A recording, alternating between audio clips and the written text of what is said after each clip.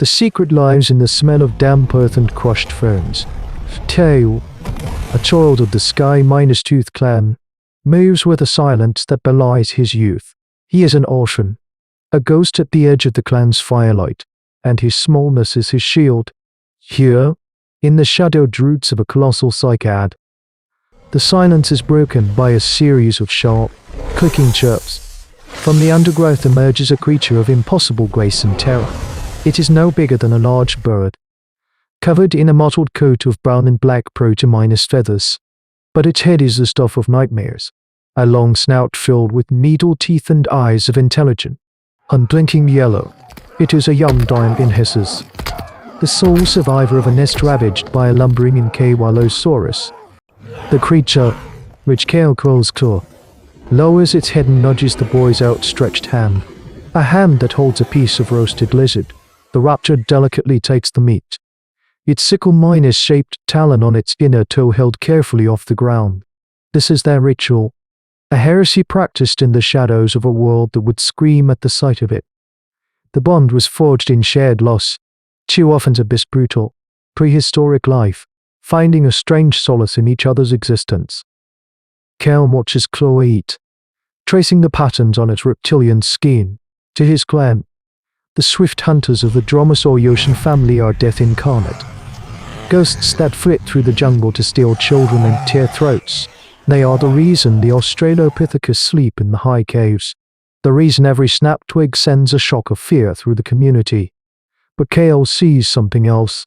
He sees a mind at work behind those yellow eyes, a curiosity that mirrors his own. He sees not a monster, but a hunter, and in their shared solitude, he feels not fear, but kinship. This fragile peace, however, is not meant to last. A twig snaps behind him, not Claw's doing. Kale's blood runs cold. Two other youths, Tiraki and Lua, stand at the edge of the clearing, their faces masks of horror and disbelief. They do not see a boy and his companion. They see a traitor consorting with a demon. They see a walking curse. The fire in the main cave throws long, dancing shadows that make monsters of the clan's elders. Kale stands before Oak Age, the clan's matriarch, her face a roadmap of scars and survival. Tiraki's words spill out, painting a picture of dark magic and betrayal. He feeds it. He gasps, pointing a trembling finger. He calls the demon minus fang to him. The clan murmurs, a sound like stones grinding together. Fear is a poison, and it spreads fast. Kale tries to speak, to explain that Claw is different, that he is not a threat. He is alone. Kale pleads, his voice thin in the cavernous space. Like me, but his words are drowned out by a tide of ancestral terror. These early humans know their place in the world. They are scavengers, survivors, prey. To invite a predator in, to touch it, to feed it, it is a violation of the most fundamental law of their existence. OKH's eyes, ancient and weary, settle on Kale. The choice is a brutal one. But for her, there is no choice at all. The survival of the many outweighs the life of the one. The spirits of the forest are angry. She proclaims, her voice echoing off the stone, "You have brought a shadow into our light. You and the creature are one. Go, be one with the shadows." Exile. The word hangs in the smoky air, heavier than any stone. The clan turns their backs on him, a silent, final judgment. Kale, with nothing but the small stone axe in his hand, is pushed from the warmth of the fire into the chilling embrace of the jungle night. Behind him, he hears a soft chirp, and knows he is not entirely alone. The jungle at night is a breathing entity of unseen terrors. Kale huddles in the hollow of a fallen log, the sounds of the prehistoric world pressing in on him. The distant, booming call of a sauropod, the rustle of something large in the cycads, the high minor-pitched shriek of a pterosaur overhead. His only warmth is the small, feathered body of Claw, curled beside him. The raptor is not a pet. It is a living weapon, a reminder of the taboo he has broken. Fear and hunger outwin predators gnawing at his belly.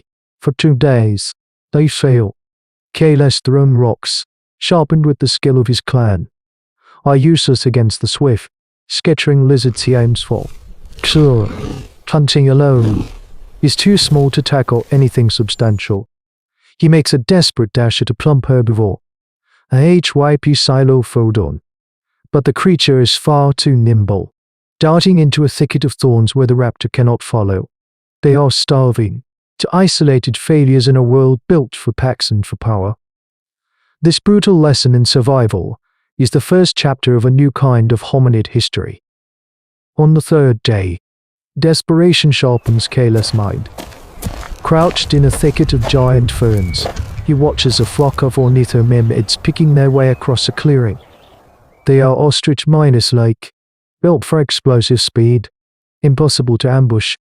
He has seen the clan's best hunters try and fail. But Kale is not just a hunter, he is an observer, a trait his lonely childhood has honed. He sees what the others miss, a pattern. When startled from the east, the flock always bolts west, funneling into a narrow ravine carved by an ancient stream. It is a natural trap. An idea, terrifying and brilliant, begins to form. He looks at Claw, who watches the prey with predatory stillness. Head low, he sees not just a raptor, but a partner. This is a critical moment in the long, unwritten evolution documentary of their shared existence. He begins to communicate, not with words, but with the primitive language of intent. He scratches a line in the dirt with a stick, representing the ravine. He points to the flock, then to his own chest, and makes a wide, sweeping gesture with his arm. Then he points to Claw, and then to the mouth of the ravine, making a sharp, pouncing motion with his hand. The raptor watches, head-cocked, its yellow eyes seeming to process the crude strategy. A low chirp, a flicker of understanding. The pact is made. The plan is a testament to Kale's developing survival skills. Using intelligence where brute force fails, he circles wide, his small body weaving through the undergrowth until he is east of the flock. He takes a deep breath, the fate of their small, being clan resting on the scamble. With a raw throated shout, he hurls a rock into the brush near the ornithomimids. Panic erupts. The flock bursts into motion, a blur of legs and feathers. Running exactly as Kale predicted, they pour towards the ravine. As the last of the panicked dinosaurs enters the narrow passage, a feathered brown shape explodes from the shadows. Claw is a vessel of pure, concentrated speed. He doesn't go for the pack leader, but latches onto a smaller one at the rear. His sickled claw, a tool of terrible efficiency, finding its mark. The creature goes down in a cloud of dust and feathers. The hunt is over in seconds. That night, under a sliver of moon, Cal and Claw share the kill. There is no master, no pet. There is only symbiosis. They are two orphans no more. They are a hunting party. The trail of the Sky Minestith clan is a map of despair. Kale finds it by accident. A week after his and Claw's first successful hunt. The tracks are hesitant. The fire pits cold and small. The discarded bones picked clean of every lost sinew. Their usual hunting grounds. A wide savanna bordering the jungle. Are ominously silent. Then he hears it. A deep, guttural roar that vibrates through the soles of his feet. From a rocky overlook, he sees the razor, a massive Allosaurus, an apex predator of terrifying proportions, has claimed the territory. Its serrated teeth are stained with recent kills, its powerful legs carrying it with the casual arrogance of a king. The clan is trapped, besieged by a tyrant of flesh and bone, slowly starving in their high caves. He sees them, small figures huddled at the cave mouths, their faces gaunt.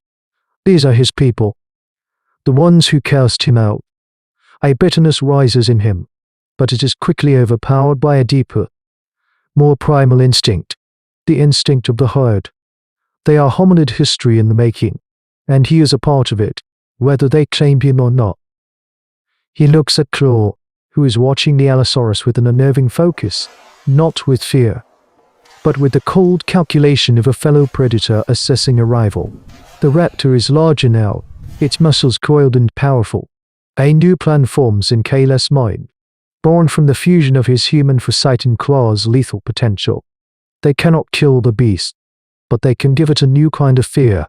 That night, Kale works by the light of a small, hidden fire, preparing his tools. He sharpens a long branch into a spear, its tip hardened in the flames. He finds a piece of discarded bone, a relic of some ancient kill, and begins to work it. A crude but effective example of the clan's osteodontocratic technology. His goal is not to create a weapon for killing, but a tool for making noise. He fills dried gourds with pebbles. He is preparing for a different kind of hunt. This is not for food. It is for the future. The attack begins at dawn. The Allosaurus is dozing near its latest kill, a half-minus-eaten Stegosaurus. Kale starts the assault, hurling one of his pebble-minus-filled gourds against the rock face above the predator. The clattering racket shatters the morning quiet. The huge carnivore jerks awake, roaring in confusion and anger. As it turns towards the sound, the brown-feathered blur erupts from the opposite side. Claw moves like lightning, darting into slash at the Allosaurus's thick, reptilian ankle before bounding away with impossible speed. The wound is shallow, a mere nuisance, but the audacity of the attack is stunning. The Allosaurus bellows and lunges, but Claw is already gone, melting back into the undergrowth. Kale throws another gourd. The beast spins around. Claw strikes again, from a new angle. This is the strategy, a symphony of irritation and confusion. Kale is the conductor, using sound and distraction to direct the behemoth's attention. Claw is the instrument, a swift, sharp note of pain that appears and vanishes through an hour. The bizarre dinosaur battle unfolds, a spectacle that defies every rule of this prehistoric world. The great hunter, the terror of the Jurassic, is being harried and bewildered by two creatures that should be nothing more than a quick meal.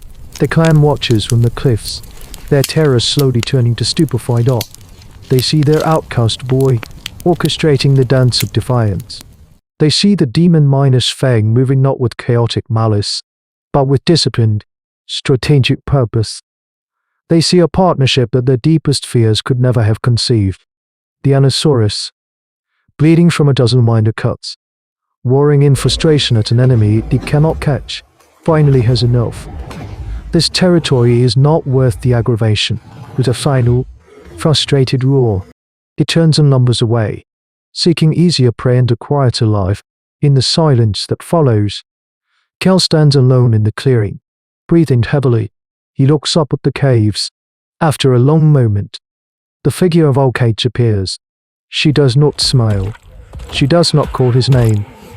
She simply steps aside from the entrance, leaving the way open. The exile is over. The clan does not welcome Kale as a hero, nor Claw as a companion. They are accepted as a fact. A new and unsettling power dynamic etched into the bedrock of the clan's reality. The fear remains, but it is now alloyed with a grudging respect. The whispers that once called him cursed now called him demon-tamer, a wielder of living weapons. Kale and Claw hunt not with the clan, but for them. Their symbiotic strategy bringing down prey that had always been beyond reach. They are the clan's edge. The impossible adaptation that allows these ancient humans to do more than just survive, but to contend. This single, unprecedented bond between our nascent mind and the reptilian hunter becomes a pivotal moment in this alternate line of human evolution. It is a deviation, a motive, that writes the rules of dominance. What is the legacy of this first, terrifying step towards partnership? It is the defiant spark in our own DNA that whispers that the greatest monsters can be faced, not with greater strength, but with a courage that dares to find an ally in the heart of fear itself. It is the genesis of the audacious idea that humanity's place was not to hide from the titans of this ancient earth, but to one day walk among them. This is the chronicle of our ascent, written in the language of tooth and stone, and on a distant, wind-swept plain. A different clan looks to the sky, not for predators, but for something else entirely.